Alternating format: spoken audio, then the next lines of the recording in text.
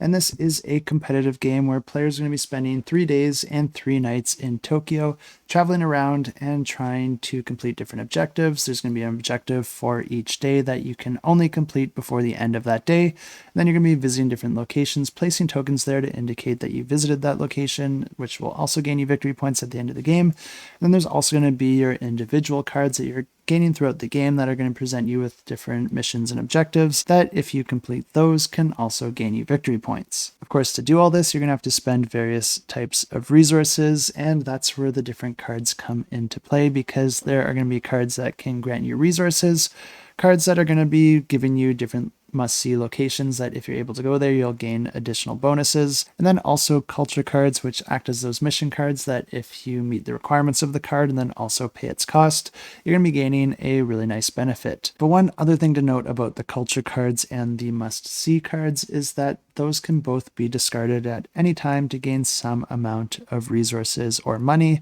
but of course they're not going to be granting you with as much as the resource cards, but it's still a nice option if you don't think that those cards are going to be useful to you. But the way this game works is that players are going to be taking turns performing 3 actions on their turn, and one of the most common actions is the move action, but the thing that's interesting about this one is that you can move by walking, taking the train, taking the bus, or taking a taxi. These all have various costs and benefits to them, with walking being the cheapest method but not getting you very far, and then the taxi being both the most flexible and also the most costly. But the other action is just to play one of those culture cards. If you do meet the requirements of that card, you're just going to be showing it to the other players to show that you've completed it, but that does cost an action as well as any additional costs outlined by that card. Finally, there's the visit action that allows you to visit a location that you're currently located at, and you can only visit each location once. But if you do have a must-see card for that location,